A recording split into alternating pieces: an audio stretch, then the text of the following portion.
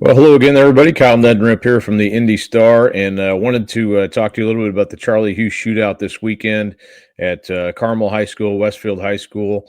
About 199 teams, I believe, were high school basketball teams were playing this weekend, and always a fun event and brings back a lot of memories. Having covered this for many years now, Charlie used to put this on, put it together every year. And of course, back then it wasn't called the Charlie Hughes Shootout, but was named after him several years ago when he passed away, unfortunately, after having a brain tumor. But Charlie always did a great job putting this on. And I know people who knew him, really respected the job he did, the volunteer work he did. And, it was a tournament that always meant a lot to him. And it would be a bracket back then before it was the college coaches could be there. You'd play, it was a small school, large school division. You'd play a bracket and then, play to the champion at the end of the day on Sunday. So it was a little bit longer of a day. They can't do that really now, but still a great event. Even better, I think, because the college coaches are allowed to be there and watch these high school players play against each other. So that's just a little bit of background on the event. But yeah, another great tournament. And wanted to go through some of the top storylines and teams. Go a little bit off the cuff. I just kind of combining the 3 days together a little bit. Rather than split it up after each day, video wise. But I think when you talk about the top teams, you look at the way it's set up. Some of the teams that maybe didn't have great records are still really good teams. Like Silver Creek, they go 0-4, but they played a remarkable schedule this weekend. I think will make them better for the future. and a 3A team playing a lot of 4A teams as well. But I think you probably have to start with Crown Point. They go 4-0 this weekend, and I really thought Dikembe Shaw and starting with Dikembe Shaw, and Mason Durrell, their guard. Those two especially played really, really well this weekend. Crown Point's going to be a team. They had run into Fishers the last couple of years in the semi-state, lost those games, but Shaw, I was impressed with him with the junior all-star stuff. He was a core junior all-star, but then he went out, I thought, and really had a great couple days. He's a guy that, he's sort of a mid-major prospect at this point. His offers are more of the mid-major variety, but he goes out, has 22 points against Mount Vernon in their first win, and then came out and played really well. They knocked off Fishers, and that was a game where, you could tell it meant a lot to him. It was the only loss Fishers had this weekend. They win that game 78-73. But he had 31 points in another game, and I thought just really kind of, didn't carry the team necessarily because, like I said, they got a really good team around him. But I thought he played really well. Mason Durrell also played really well. I thought he sparked them a couple different times in their win. So 4-0 weekend, that's nothing to nothing to sneeze at for sure. I thought they were as impressive as anybody. Unfortunately, I mentioned Mount Vernon there. Mount Vernon had Luke Ertl on the shelf. He only played about 90 seconds in the first game on Friday. He had a rolled ankle previously. You probably have read that or seen it, but had a rolled ankle previously, a sprained ankle from the NBA Top 100 camp, and then had to miss he came back, he rehabbed and tried to get himself able to play. But first 90 seconds or so, he turned it again. Wanted to go back in. He came out, wanted to go back in, but it just, probably the smart move, I would say, to not come back in. And then he sat the rest of the weekend. I don't think it's anything, it's obviously it's a sprained ankle, so it'll take a little time to heal. But I think the opportunity for him to get ready for July was just more important. Obviously, he's committed to Purdue already, so playing in front of the college coaches, not as big a deal as it would have been for some other players in this event. So Mount Vernon, obviously, without him was a little bit of a different team, but also a little bit unfortunate because we didn't see him play, and he was on such a roll coming out of the junior all-stars that it would have been fun to see Luke play in this event this weekend, just because, obviously one of the best players in the state, arguably the front runner for Mr. Basketball going into next year, but also a chance too to see some of those other Mount Vernon players, step into some different roles. And, they've got some guys who are new to the team or new to their roles who I thought played pretty well. Jamar Thomas included in that group for Mount Vernon. who came over from Lawrence North. But they were definitely not at full strength. I thought another player who really stood out, and I started talking about teams, but then I've switched to players. But we'll just kind of go through this, just some of the highlights, and then I'll kind of maybe break it up so it's a little bit easier to digest on when I write it out here. But Elijah King, I thought, was really good. South Bend St. Joe, he had 26 points in their win over Plainfield. That was a really exciting game early on Friday. 89-85. South Bend St. Joe beat Plainfield. That turned out to be Plainfield's only loss. They went 3-1 for the weekend. I'll talk about them in a minute. But Elijah King, he'll be a junior, played as a sophomore on that 3A state championship team. He was really, really good. Defenders just kind of bounce off of him. Very strong guard, can get to the basket and finish. I think he's going to be at least a mid-major type player when all's said and done, and that's just, again, my opinion. But really, I thought played well for them. They were without, so after the first day, they had a couple wins, including one over Lawrence North, and then the second day we're without Ethan Roseman, their point guard. He's going to miss about 6 to 8 weeks. He broke his toe against Lawrence North late in that game, I think with about a minute left or something like that. So he's going to be out for a while, going to have to miss the top 100, unfortunately. And really without him and running the point for them in the second day, weren't quite the same team. But yeah, he's going to miss a little while, but nothing. You just have to rest that toe and let it heal and just kind of sit out for a little while. So unfortunately, he's going to be out for a bit. But I thought South Bend St. Joe, Nick Shrewsbury also had a really good weekend. I thought had 22 in that win over Plainfield, and really good shooter.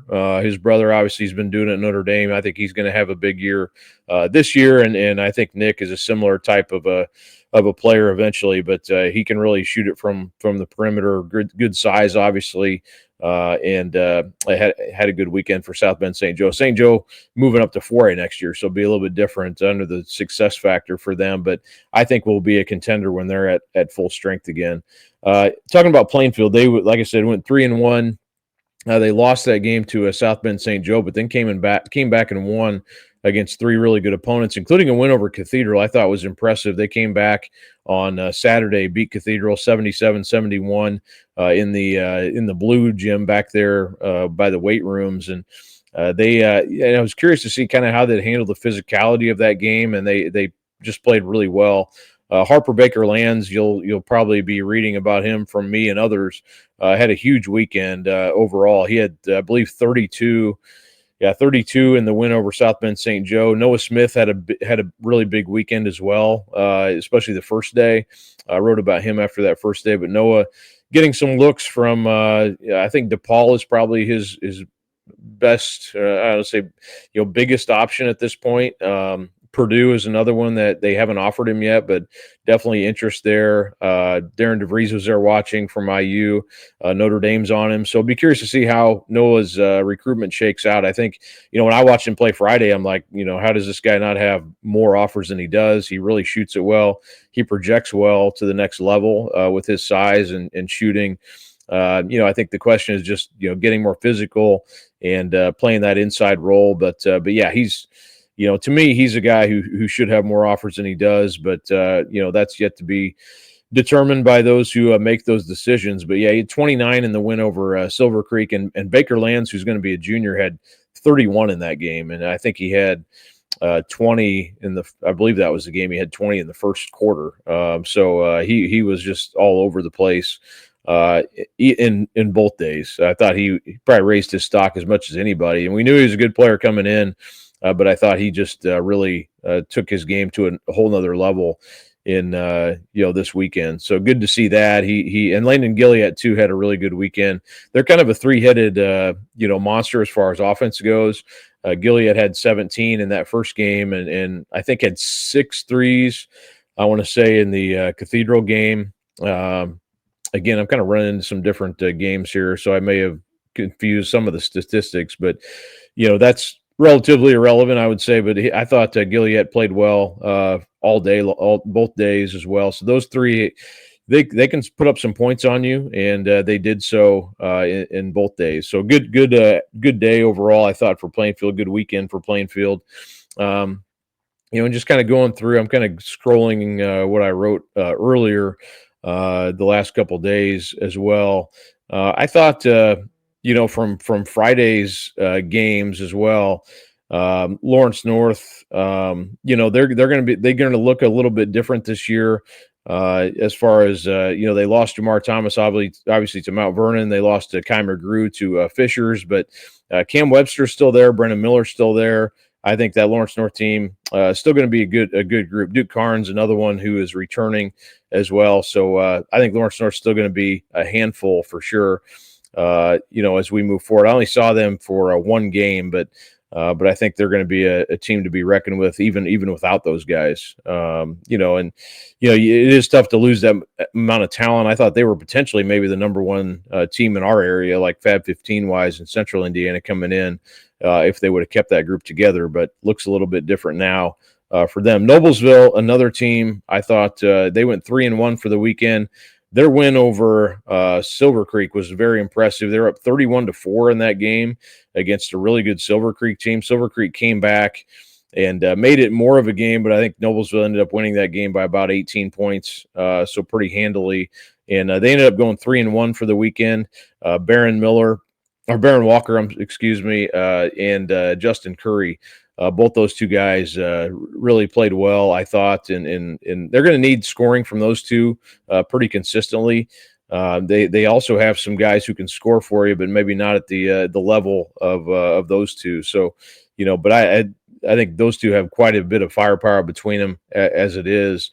And Adam Fine too can get you some points also. But good overall showing, I thought, for Noblesville from what I saw out of them. I saw some of the Brownsburg Shelbyville game. Shelbyville, very good team.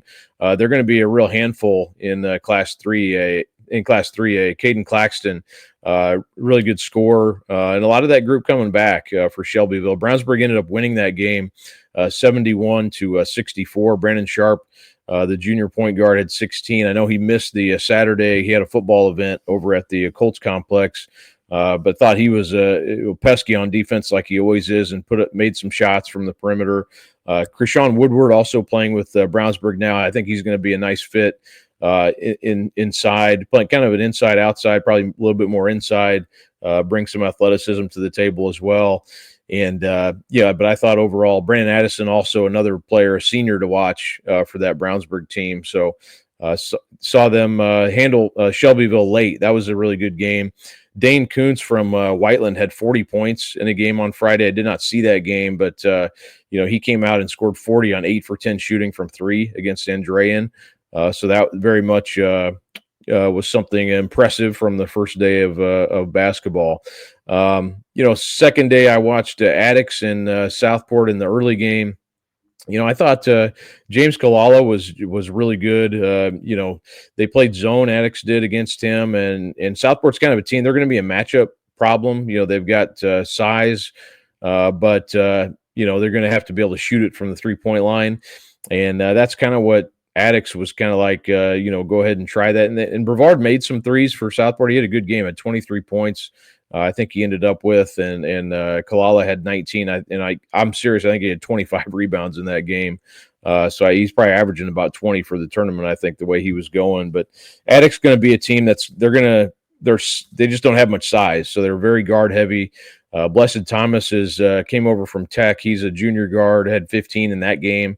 And then Octavius Comer and A.J. Jones are also two more guards who are going to be really good for Addex and important for that team. But, they're going to be fun to watch. They're going to be up and down, and it's going to kind of depend on how those guys are able to force turnovers and shoot, and sometimes those things can go up and down a little bit when you're a smaller team. So, but like that team, that was a good win. They beat Southport 67-60, and I thought, that was a good win for them this weekend overall. Also, Decatur Central beat Merrillville 72-60. Nash Sigmund was one of the best shooters I saw of this weekend.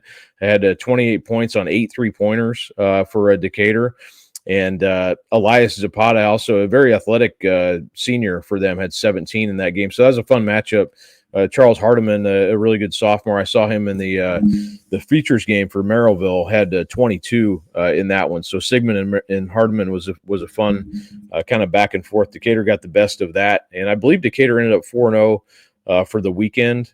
So a good good overall tournament for the Hawks to go in and get those 4 wins. But that was an impressive game for them. Merrillville, a team that very young team, but like I said, Hardiman's a good player, and will definitely be one to watch in the future moving forward. So, and also I mentioned Lawrence North earlier. Channing Gilbert, when they played Crown Point, I thought he was a good factor for them. He's a sophomore, good size. He had 14 points in that game.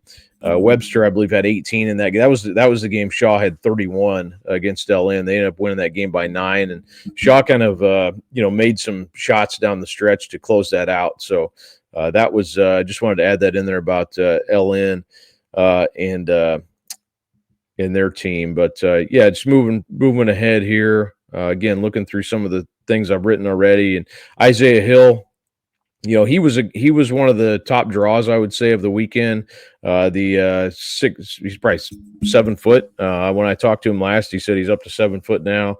But Isaiah Hill had, IU, Purdue, Notre Dame, Ohio State, many other schools watching him this weekend. Darren DeVries was in today to see him when they were playing in one of the back gyms there.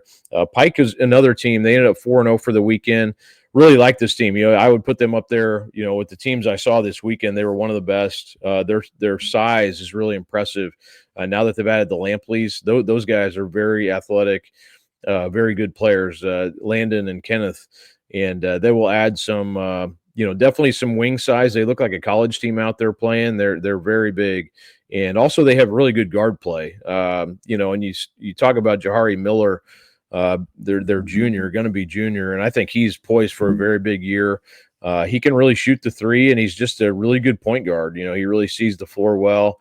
Doesn't turn it over a heck of a lot, and if he can kind of keep everybody, keep the ball moving, and they've got some other guys too, some speed as well at the guard spots. I mean, they are, Pike's about as talented of a team that I saw this weekend. So. Very impressed with them. Isaiah Hill, he made some shots. He made some threes. He kind of fits that, model of game that we're in now, where you have your big guys step out and shoot, and he can do that some. And also, obviously he can finish at the rim, and they're going to throw him lobs when they can, and he's going to be able to finish them. But from what I saw of Pike, they're definitely going to be a factor. They are very talented, and I think have a little bit of everything this year. So that looks like a fun team to watch. And again, I'm not mentioning everybody on these teams, but Pike has a pretty loaded lineup down the roster beyond those guys too. Carmel, saw them play. They were 4-0 for the weekend. They ended up beating Northridge. Was a little bit, Brady Shull was out with an injury. He'll be back in August, but I saw their last game against Northridge, and they won that pretty handily. But Ben Bremer had 21. They beat South Bend St. Joe. That was an impressive win, even without Roseman on Saturday. Evan Harrell, I thought, man, he was definitely one of the stars of the weekend. He had 19 in that South Bend St. Joe game. Came back at 25 against Northridge on Sunday, and just overall, I thought he just looks more confident, more athletic. He just looked really good this weekend. He's a guy I think is going to be poised for another. You're going to have a really good year, I think, better than he did a year ago. Keeps improving, and definitely, I think, impressed some coaches this weekend. So, yeah, Evan Harrell definitely one that. That I think will be, he's been on people's radar, I think, but even especially more after this weekend for sure.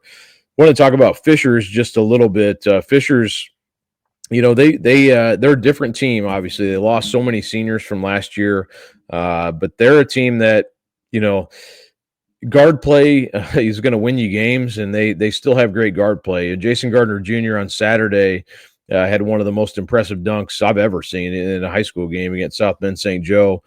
Just went up and up and up and just kept going up. And CJ Walker, who I covered back at Tech when he was playing, probably 10 years ago.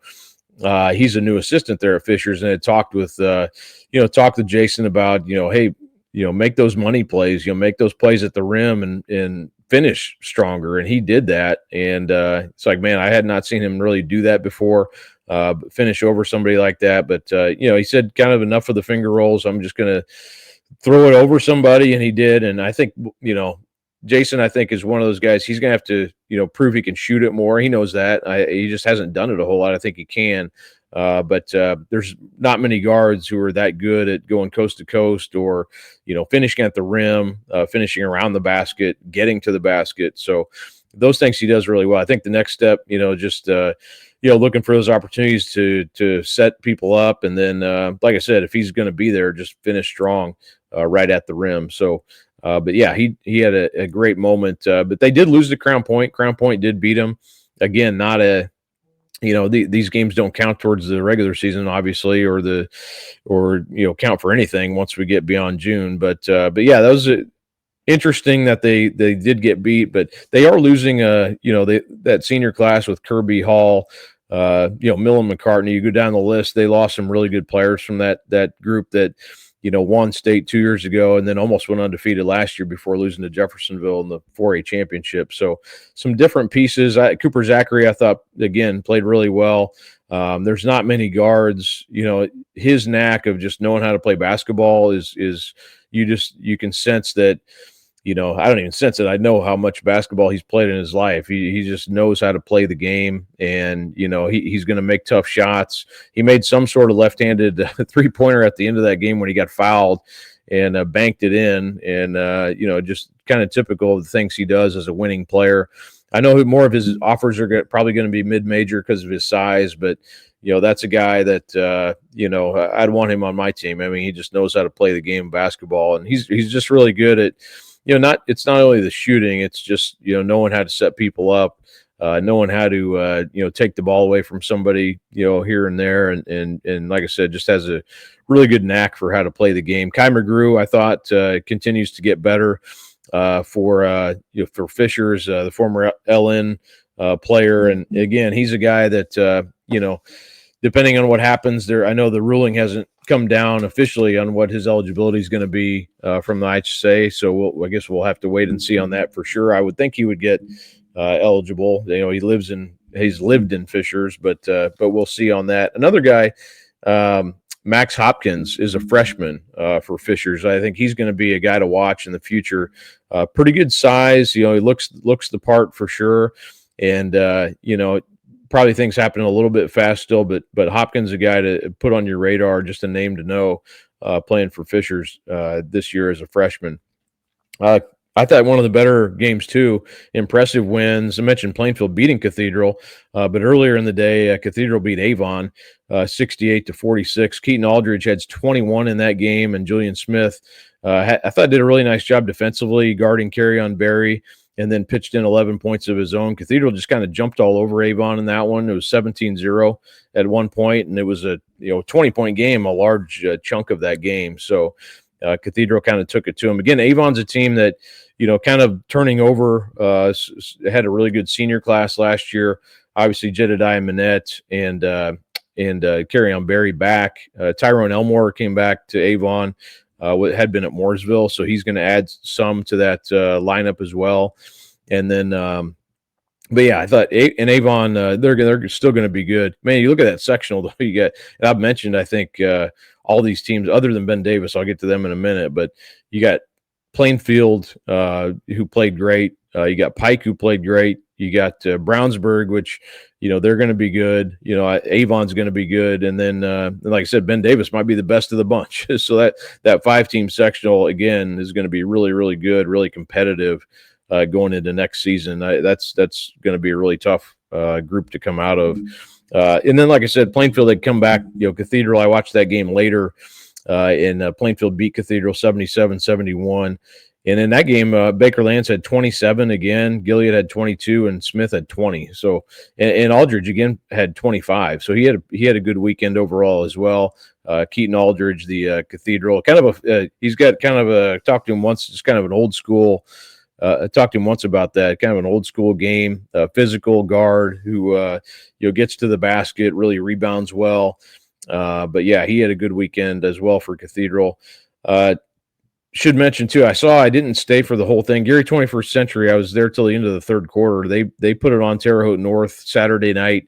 It was about a 28-point game, I think, when I took off. And Terrence Hayes Jr. just really, really impressive. Just ran the show, lefty point guard, who has, I think, 9 Division I offers right now. I'm curious if he gets more of the high majors in to look at him. But a lot of mid majors, a lot of good options for him.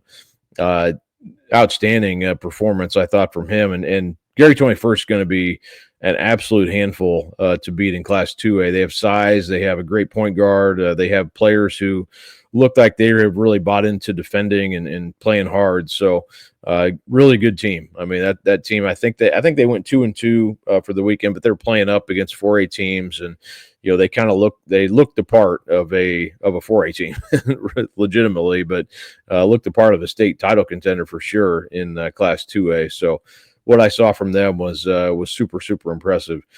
And let's see here, what else on so getting this, I didn't see as many games on Sunday. I saw Bloomington North, Tri-West. There weren't as many games on Sunday as there were Saturday, but saw Bloomington North beat Tri-West in the early game. Derek Cross Jr. Had 23 for Bloomington North. A really good performance by him. And then Levi Lindemann, too, as well for Bloomington North. Going to be a junior. Good size, can shoot it from the perimeter and handle the ball. He's definitely going to be a good player for them. And that Bloomington North team looks like, again, they're playing Tri-West, a little bit smaller school, obviously, but I thought they handled things pretty well. I should mention, too, Ryan Miller had a good game there. Later in the day, he had a 39-point game. So Ryan Miller, a junior guard for Tri-West, I've been watching him play for a long time. He's a good player, a really good player, good shooter, and just overall knows how to play the game. And going to be a good one for Tri-West, already is. Then I watched Pike and South Bend Riley again. Pike ended up winning that game. But yeah, watching, just watching what they have with Miller and the Lampleys and Hill and Davis at the guard spot. They just have a lot of really good pieces on that Pike team, and they're going to be a handful. Have mentioned them already, but just wanted to say that again. But yeah, and then kind of looking through, some of the other games I watched. So probably the best game I saw today, I didn't even see all of it. Got over to Westfield, went over from Carmel to watch Ben Davis and Westfield play. That was definitely wanted to see that game. And Westfield ended up winning. Drew Hafner made a shot at the buzzer, really tough contested shot, but he was able to knock it down and win that game at the buzzer for Westfield. So that's a really good win over a Ben Davis team. Jayshon Ladd has had a huge weekend. And, had really, I think, kind of raised his stock as well. He made a couple moves in that Westfield game that just, kind of looked unstoppable. So, but yeah, I thought, Hafner, I think, had 15 points in that game. Brock Dedamore also had some big plays down the stretch for Westfield. And a player I had never seen before is a freshman, Graham Wilson, who played for Westfield. Wanted to mention him. He's a freshman guard. He was in at the end of the game. In most of the game, really, but in crunch time in the fourth quarter and handles the ball really well. I thought handled the pressure against a really good Ben Davis team that can get out and really defend. So he's a name to know. I hadn't seen him before. I don't really, I don't know why I'd be watching middle school basketball, but I haven't seen him before. So I don't normally see these players until they get to their freshman year of high school at least. So, but I thought he was worth mentioning because I just liked his demeanor. He didn't score a ton. I think he had 7 points or so, but handled the ball a lot for Westfield, and I thought got it to the right spots and didn't really turn it over. So, I was impressed. Again, Jayshon Ladd, though, I think is so long. He's just such a long, on offense and defense, and can really sky, and can shoot it too. He's just got the whole package. I really like his game a lot, and I think his stock only going to go up after this weekend. Also, Sherman Moss too. I think he's going to continue to get better, and he obviously had a big role on last year's Ben Davis team. But they ended up going 3-1 for the weekend. That was the only loss they had, and it came on a last-second shot. So, like I said, Ben Davis, a team that. They're always going to be, a team that's going to play a lot of seniors, and as long as they're kind of under this regime, I think kind of building for the for that class of seniors, which they are again this year, and they got a really good group. So, and a lot of guys who got experience last year. It was a little bit of I wouldn't say a rebuilding year, but you had Mark Zachary out, and you're coming off, losing KJ Wyndham, and just some really good players from the year before. But I think that's a team that they're kind of built for this year again now. So, looking forward to seeing what they can do. Let's see what else here. I thought, and then the last game I saw was, actually the second to last game I saw was again Carmel. Evan Harrell, again, I mentioned him earlier, had a really good game against Northridge. And then the last game was actually Zionsville and Mooresville. Mooresville in a rebuilding a little bit, but Ryland Gore had 21 points on 7 threes to lead Zionsville. So they beat Mooresville 74-42 in that game. So that was. And I also saw Lawrence Central and Evansville Harrison. So Lawrence Central, a little bit of a team that looks different now. They have Gavin Petty from North Central on their team. They have Jeremiah Bellamy from North Central on their team. JJ Craig transferred from Warren. And they still have Doran Harris on their team, point guard from last year for LC. But no, they had a good weekend. I think they finished 4-0 for the weekend. So definitely the Bears going to be a team that I think they were missing Albert Gooden today. So didn't even have their full squad there. But that's a team too that I think in the I think once they kind of get acclimated to having all the new pieces together, going to be really good. But Harris is kind of who makes him go, and he averaged almost 14 a game last year, 3 assists. So I think obviously having a point guard with experience, and especially going into his senior year, I really like. I think he's really gotten better as a point guard, and I think he's poised again for a good senior season this year. So. So I mean, we could go on and on here, but that probably touches on most of the highlights, at least from what I saw. I can't. It's hard to get to everything. You always start out, and this year I probably watched more full games than I normally do. Tried to just stay in the gym in the same place and watch as many games as I possibly could, just to get a sense of what's what and not move around a heck of a lot. I think when you move around a lot, you kind of miss too much. Another guy that I like, Roosevelt Franklin, too, from Washington, going to be a senior. I thought he had a really good, I saw him in the Tuesday Night League a couple weeks ago is actually at the Factory, or what used to be the Factory, I guess they're on the west side. But, I think he's going to be a guy small colleges will want to, take a look at, but just really has a lot of, offensive game to him. So, he was another one. I'll have more, in the players to watch and things like that. I'm sure I forgot some of these, some of the things that I saw earlier.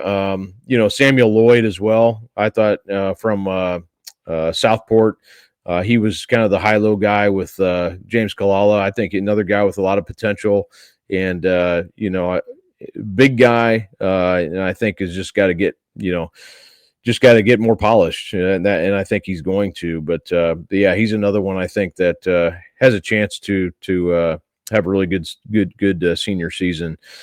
And then you wonder too, like a lot of talk this weekend about. I did hear a couple times, like he's playing with so and so this weekend, but we already know he's going to X school after June. So there were a few of those.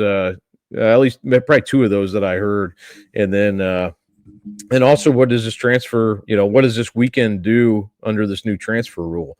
You may see, players who didn't play a ton, or, even teams like, hey, we saw what we are, and it sounds bad to say, but like, what else do we need? That's kind of like the nature of things now with the transfer system the way it is, and that's just kind of how it is. I mean, I think that's maybe some of it's even good, that kids may not maybe you find somewhere else to go play.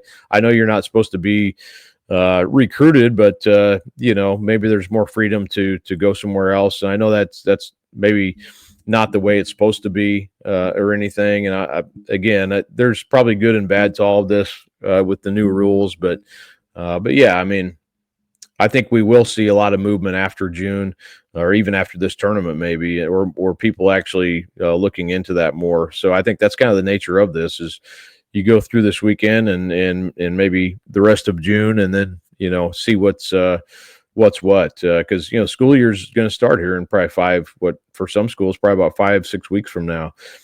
So we're getting down to it pretty quick here, but again, didn't get to everybody. I know there probably some players that I left out, obviously a lot of players, but I'll try to get to more in my written recap of the Charlie Hughes. But again, super awesome weekend.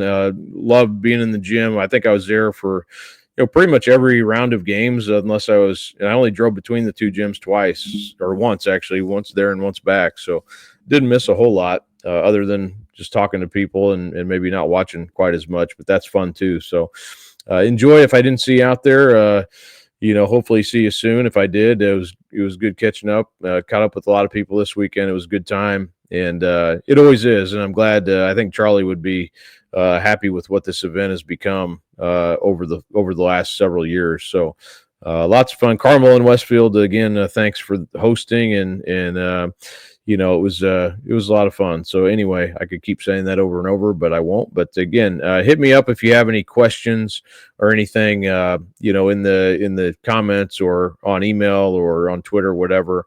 But thanks for joining me here. And sorry it's been so long. I'll try to do more of these videos in the future and get back to more regular stuff on here. But appreciate you being here.